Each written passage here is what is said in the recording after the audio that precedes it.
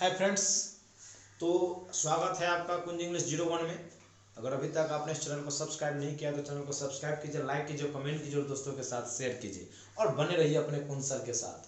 तो आज जो मैं चर्चा करने जा रहा हूँ, आज का जो मेरा टॉपिक है वो टॉपिक है नीड एंड डेयर। गौर कीजिएगा, हमारा टॉपिक क्या है? Need and dare. देखिए, इसको बोला जाता है मॉडल्स वर्ब, जो आप लोग पढ़े होइएगा मॉडल्स वर्ब के अंतर्गत, बट एक्चुअली में इसको बोला जाता है semi model.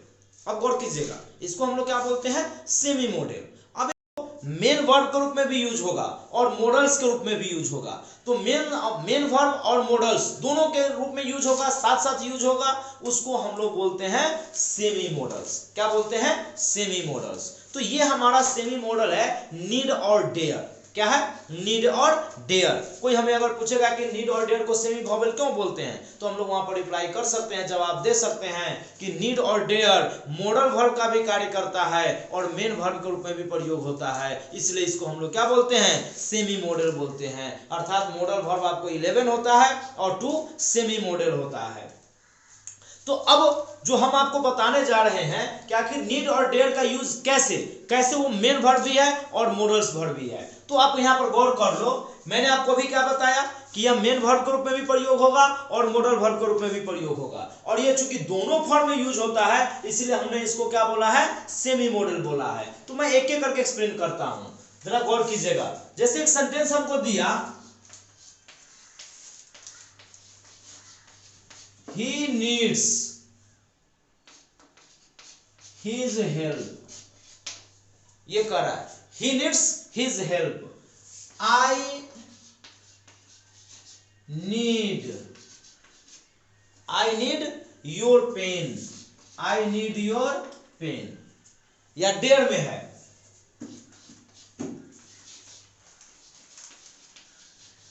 he dares to go home, या ही ना बोले हैं, या आप लिखो I dare to touch him, है ना? या और भी कह सकते हैं you do not need my help, या हम ऐसे कह सकते हैं do you need my help। देख लीजिए, मैं आपको यहां पर कुछ सेंटेंसेस लिखा हूं। अब इस सेंटेंसेस को समझ आपको कंसेप्ट पूरा क्लियर हो जाएगा। यहां पे मैंने जितना भी डेयर लिखा है वो डेयर आपको मेन वर्ब के रूप में यूज किया है, तो मेन वर्ब को समझ लो। अब डेयर या नीड अगर मेन वर्ब के रूप में यूज होगा तो टेंस के अकॉर्डिंग एस या ईएस लग सकता है। पास्ट में अगर वो है तो उसमें डी या ईडी लग सकता है।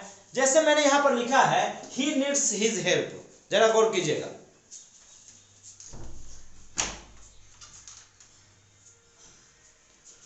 तो यहां पर कहता है ही नीड्स हिज हेल्प। तो यहां पर देखो, प्रेजेंट में है, सिंपल प्रेजेंट में, और सिंपल प्रेजेंट में थर्ड पर्सन सिंगुलर नंबर, तो मैंने यहां पर क्या लगा दिया? एस या ईएस लगा दिया। फिर यहां पर देखो सिंपल प्रेजेंट है, सिंपल प्रेजेंट में फर्स्ट पर्सन है तो फर्स्ट पर्सन के साथ हमने क्या लगा दिया? नीड लगा दिया। अगर मान लो, एक एग्जांपल दे रहा हूं, मैं सिंपल पास्ट में ले जाता हूं, तो अगर सिंपल पास्ट में ले जाएंगे तो इसी को मैं बोलूंगा ही नीडेड हिज हेल्प। देख लीजिए, मैं आपको यही समझा रहा था कि अगर प्रेजेंट में होगा तो उसमें एस या ईएस लगेगा, अगर पास्ट में होगा तो उसमें डी या ईडी लगेगा। या अगर उसका निगेटिव या इंट्रोगेटिव बनाइएगा तो जैसे यहां पर देख सकते हैं उसमें कोई अन्य एक्सुलरी का यूज करेंगे, as like, do, does, did, ऐसा कोई भी आपको एक्सुलरी का यूज होगा। कब होगा? जब वो मेन वर्ब के रूप में प्रयोग होगा। अगर मेन वर्ब के रूप में प्रयोग नहीं होगा तब वहां पर डू या डज का यूज नहीं होगा, या उसमें एस या ईएस या डी या ईडी का रूप नहीं होगा, प्रयोग नहीं होगा। मतलब अगर किसी भी सेंटेंस में डी या ईडी लगा हुआ है, एस या ईएस लगा हुआ है, या वर्ब नीड केवल लगा हुआ है और उसके साथ कोई एक्सुलरी नहीं है, इसका मतलब वो कौन सी है? मेन वर्ब है। क्या है? सॉरी, कोई मेन वर्ब नहीं है बिना टू का या इन्फिनिटिव का, तो वहां पर माना जाएगा इसको कौन सी? मेन वर्ब है। जैसे यहाँ पर देखो मैंने डेयर्स लिखा है तो एस लगा है, इसका मतलब इसके साथ कोई ना कोई देखो वर्ब का काम किया है, तो सेकेंड वर्ब आया, बट वर्ब आया कौन सी, इन्फिनिटिव। यही आपको गौर करना है कि अगर नीड या डेयर के साथ अगर कोई दूसरा वर्ब आता है और वो वर्ब अगर इन्फिनिटिव के रूप में रहता है, इसका मतलब वहां पर नीड या डेयर किसका काम करेगा, मेन वर्ब का काम करेगा।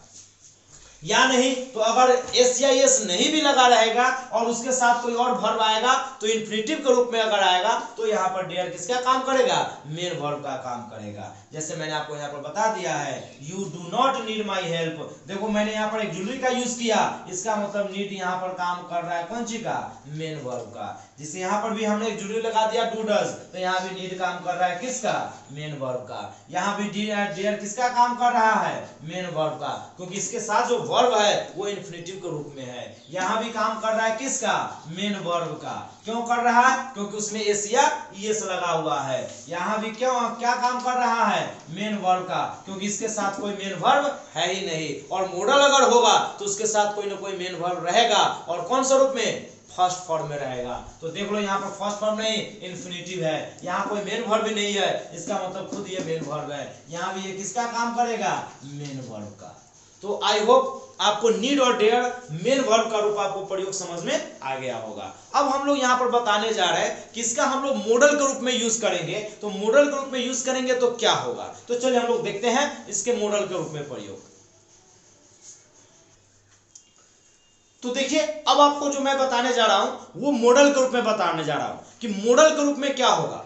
तो आपको मैं एक बात कंफर्म करा दूं कि नीड और डेयर अगर मॉडल के रूप में यूज होगा तो हमेशा याद रखिएगा वह निगेटिव फॉर्म में यूज होगा। कैसे होगा, तो मैं आपको यहां पर बता रहा हूं। जैसे आपको मैं बता दूं तो ये हो जाएगा आई नीडंट, है ना, आई नीडंट गो देयर। अब गौर करो वहां पर नीड के साथ अगर सेकेंड वर्ब आता था तो उसमें इन्फिनिटिव लगता था, लेकिन यहाँ है नीड तो यहाँ पर देखो टू का प्रयोग नहीं किए। अगर टू का प्रयोग नहीं हुआ इसका मतलब यह काम किसका कर रहा है, मॉडल का काम कर रहा है। किसका काम करेगा, मॉडल के काम करेगा। बड़ा आसान है पहचानना, आप बड़े आसानी से पहचान सकते हैं। या डेयर में भी देखो आप कह सकते हैं he daren't touch you, उसे तुम्हें छूने की हिम्मत या साहस नहीं है। फिर यहाँ देखो मैंने टच वर्ब 1 लगाया डेयर के साथ, इसका मतलब यहाँ पर डेयर किसका काम करेगा, मॉडल का। सिंपल पहचान है। अगर उसके साथ वाला वर्ब उसमें टू या आईएनजी नहीं लगा हुआ है और डेयर या नीड उसके साथ यूज हुआ है, इसका मतलब ये मॉडल है। और देखो हमेशा कहाँ यूज होता है, निगेटिव फॉर्म में यूज होता है। अगर आप इसका इंट्रोगेटिव भी बनाइएगा ना तो किसी अन्य ऑक्सिलरी का यूज नहीं होगा। जैसे इसी को अगर मैं बनाऊं तो यहाँ पर आप लिख सकते हैं need I not go there, बस हो गया, ऐसे ही बन गया। यहां पर मैंने क्वेश्चन तो बनाया, बट क्वेश्चन बनाने के लिए मैं किसी और ऑक्सिलरी का यूज नहीं कर रहा हूं। और क्वेश्चन बनाने के लिए किसी और ऑक्सिलरी का यूज नहीं कीजिएगा तब आपका ये क्या हो जाएगा, मॉडल हो जाएगा। और भी देख लीजिए, डेयर से भी बना सकते हैं, dare he not touch you. क्या कर रहा है, dare he not touch you, उसे तुम्हें छूने की हिम्मत नहीं हुई। तो वही मैं बता रहा था कि अगर मैं डेयर से भी क्वेश्चन बना, हाँ आपके मन में एक क्वेश्चन आ सकता है कि आप डेरंट को अलग क्यों कर रहे थे, ऐसा कोई जरूरी नहीं है। आप नीड नॉट एक साथ भी लगा सकते हैं, नीडंट, या क्या कहते हैं कि नीड आई नॉट, दोनों लगा सकते हैं। ऐसा कोई दिक्कत आपको नहीं होना चाहिए, क्योंकि आपको पता ही है कि आप जैसे मान लो आप ये शॉर्ट फॉर्म पढ़े होइएगा, dare plus not is equal to क्या होता है, डेरंट। तो आप ये यूज करो या ये यूज करो, कोई फर्क नहीं पड़ता है। इसलिए मैंने आपको यहाँ पर अलग किया, तो कोई दिक्कत नहीं होनी चाहिए। तो मैं आपको ये बता रहा था कि अगर मैं उसको इंट्रोगेटिव बनाता हूं तो वो पहले आ जाएगा और उसमें कोई ऑक्सिलरी नहीं लगेगा। तो सीधी सी बात है कि नीड और डेयर अगर मॉडल का काम करता है तो उसके साथ कोई और ऑक्सिलरी का यूज नहीं होगा। और निगेटिव और इंट्रोगेटिव उस नीड और डेयर से ही बनेगा, उसमें कोई और ऑक्सिलरी का यूज नहीं होगा। और एक बात और हमेशा आपको याद रखना है कि नीड का और डेयर जब आपको मॉडल वर्ब का काम करेगा तो उसके साथ जो वर्ब, मेन वर्ब तो रहना ही रहना है, और मेन वर्ब रहेगा तो उसके साथ में टू या आईएनजी का यूज नहीं होगा, हमेशा कौन चीज होगा, तो हमेशा वर्ब का फर्स्ट फॉर्म यूज होगा। यानी मॉडल का रूल है कि मॉडल के साथ हमेशा वर्ब वन लगेगा और मॉडल कभी भी अकेला यूज नहीं होता है, जब भी यूज होगा तो वो मेन वर्ब के साथ यूज होगा।